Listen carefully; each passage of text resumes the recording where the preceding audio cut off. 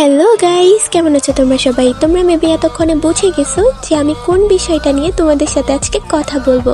হ্যাঁ গাইস, আমি কথা বলতে আসছি বিআর র্যাঙ্কে আসা সেই নতুন বান্ডিলটার কথা। তোমরা তো জানোই যে বান্ডিলটা কেমন। আমার কাছেও পার্সোনালি বান্ডিলটা অনেক সুন্দর লাগছে।